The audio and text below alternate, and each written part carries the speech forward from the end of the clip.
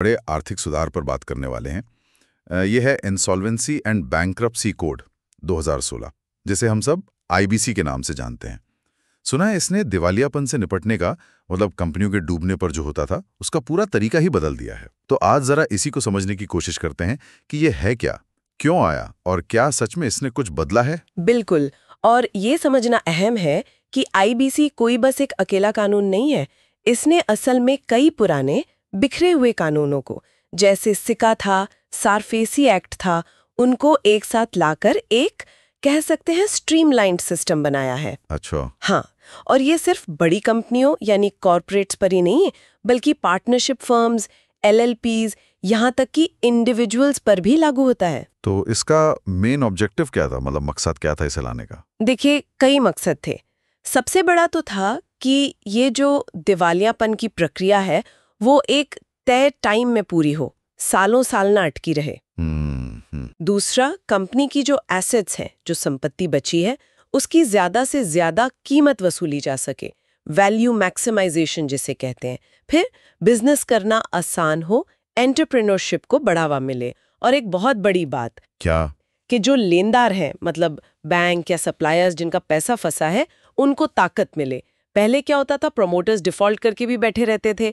IBC ने ये power balance लेनदारों की तरफ शिफ्ट किया। ये तो बड़ा बदलाव है। तो ये मई 2016 में पास हुआ, अगस्त से लागू हुआ, पर इसको चलाने के लिए पूरा एक इंफ्रास्ट्रक्चर भी तो बना होगा, है ना? बिल्कुल बिल्कुल, एक पूरा इकोसिस्टम तैयार किया गया। सबसे ऊपर रेगुलेटर है आईबीबीआई, यानी insolvency and bankruptcy board of India. ये अक्टूबर 2016 में बना। ओके। फिर इस पूरी प्रक्रिया को संभालने वाले प्रोफेशनल्स हैं इंसॉल्वेंसी प्रोफेशनल्स या आईपीस। हाँ। कंपनियों की फाइनेंशियल इंफॉर्मेशन एक जगह रखने के लिए इंफॉर्मेशन यूटिलिटीज है। अच्छा, डेटा के लिए। हाँ, डेटा के लिए, और फिर फैसले लेने के लिए, मतलब केस सुनने के लिए एडजुडिकेटिंग अथॉरिटीज हैं। कंपनियों और एलएलपीज के लिए ये एनसीएलटी है, नेशनल कंपनी लॉ ट्रिब्यूनल। और इंडिविजुअल्स के लिए? उनके लिए और पार्टनरशिप फर्म्स के लिए डीआरटी है, डेट रिकवरी ट्रिब्यूनल। समझ गया। तो ये तो हो गया पूरा ढांचा। हाँ। मान लीजिए कोई कंपनी डिफॉल्ट करती है, तब असल में होता क्या है, मतलब प्रोसेस शुरू कैसे होता है? प्रोसेस शुरू करने के लिए 3 लोग अप्लाई कर सकते हैं। एक तो फाइनेंशियल क्रेडिटर्स, जैसे बैंक जिन्होंने लोन दिया है। दूसरे ऑपरेशनल क्रेडिटर्स, जैसे माल सप्लाई करने वाले। या फिर कंपनी खुद, मतलब कॉर्पोरेट डेटा। जब एनसीएलटी में एप्लीकेशन जाती है और वो एडमिट हो जाती है, तो फौरन एक चीज लागू होती है, मोरेटोरियम। मोरेटोरियम, ये क्या होता है? इसका मतलब है एक तरह की रोक। उस कंपनी के खिलाफ कोई और कानूनी कार्रवाई, कोई रिकवरी सूट, कुछ नहीं हो सकता, सब रुक जाता है। अच्छा। हाँ, और कंपनी का मैनेजमेंट भी प्रमोटरों के हाथ से निकलकर एक इंसॉल्वेंसी प्रोफेशनल यानी आईपी के पास चला जाता है, ताकि कंपनी के एसेट्स को बचाया जा सके। और ये सब कितने टाइम में होना चाहिए? सुना है टाइम लिमिट बहुत सख्त है। हाँ, कानून कहता है कि पूरी प्रक्रिया 180 दिन में खत्म हो जानी चाहिए। सिर्फ 180 दिन? हाँ, अगर जरूरत हो तो इसे 90 दिन और बढ़ाया जा सकता है, मतलब मैक्सिमम 330 दिन। कोशिश यही है कि चीजें जल्दी निपटे। तो आईपी आ गया, मैनेजमेंट उसके हाथ में, अब आगे के फैसले कौन लेता है? कंपनी बचेगी या बिकेगी? यहाँ रोल आता है कमिटी ऑफ क्रेडिटर्स का, यानी सीओसी का। इसमें मेनली फाइनेंशियल क्रेडिटर्स होते हैं। यही कमिटी डिसाइड करती है कि कंपनी को बचाने के लिए कोई रेजोल्यूशन प्लान अप्रूव करना है या फिर उसे लिक्विडेट करना है, मतलब बेच देना है। और फैसला कैसे होता है? इसी भी रेजोल्यूशन प्लान को पास करने के लिए कम से कम 66% क्रेडिटर्स की सहमति चाहिए, वोटिंग वैल्यू के हिसाब से। अगर प्लान अप्रूव हो गया तो फिर वो एनसीएलटी के पास जाता है फाइनल अप्रूवल के लिए। और अगर कोई प्लान नहीं बन पाया या सीओसी ने रिजेक्ट कर दिया, तब फिर लिक्विडेशन ही होता है। एनसीएलटी कंपनी को लिक्विडेट करने का ऑर्डर दे देता है। लिक्विडेशन मतलब सब बेच बाच के पैसा वसूलना? हाँ, और इसमें ये बहुत अहम है कि पैसा किसे पहले मिलेगा। इसके लिए एक फिक्स्ड प्रायोरिटी लिस्ट है, जिसे वाटरफॉल मैकेनिज्म कहते हैं। अच्छा, वो क्या है? मतलब लाइन में सबसे आगे कौन? सबसे पहले तो प्रक्रिया का खर्चा और आईपी की फीस निकलती है।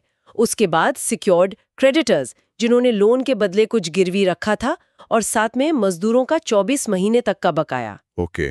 फिर नंबर आता है एम्प्लॉयज की सैलरी का, 12 महीने तक का बकाया। इसके बाद अनसिक्योर्ड फाइनेंशियल क्रेडिटर्स, फिर सरकार का बकाया जैसे टैक्स वगैरह 2 साल तक का, और बाकी दूसरे क्रेडिटर्स। और सबसे आखिर में अगर कुछ पैसा बचता है तो वो इक्विटी होल्डर्स यानी कंपनी के मालिकों को मिलता है। ये क्रम बिल्कुल तय है। सुनने में तो काफी सोचा समझा प्रोसेस लगता है, पर क्या जमीन पर नतीजे भी ऐसे ही रहे हैं? आंकड़े क्या बताते हैं? कुछ फायदा हुआ है आईबीसी का? देखिए, आंकड़े तो काफी पॉजिटिव कहानी दिखाते हैं। जैसे पहले जो केस 4-5 साल या उससे भी ज्यादा चलते थे, आईबीसी आने के बाद उनका एवरेज टाइम काफी कम हुआ। मतलब 330 दिन के लक्ष्य के करीब लाने की कोशिश हुई है, हालांकि हमेशा ऐसा होता नहीं है। और रिकवरी, पैसा कितना वापस आ रहा है? रिकवरी रेट भी बड़ा है। पहले जो मुश्किल से 20-25% के आसपास रहता था, वो बढ़कर करीब 40-45% तक पहुंचा है कुछ मामलों में। ये बड़ा सुधार है। हाँ, ये तो है। और वर्ल्ड बैंक की ease of doing business ranking में भी भारत की पोजीशन दिवाला समाधान में काफी सुधरी थी। 136 से सीधे 52 पर आ गई थी। तो हाँ, लेनदारों को निश्चित रूप से मजबूती मिली है। ये तो अच्छी खबरें हैं। रिकवरी बढ़ी, टाइम कम हुआ, रैंकिंग सुधरी। लेकिन क्या सब कुछ इतना ही अच्छा है?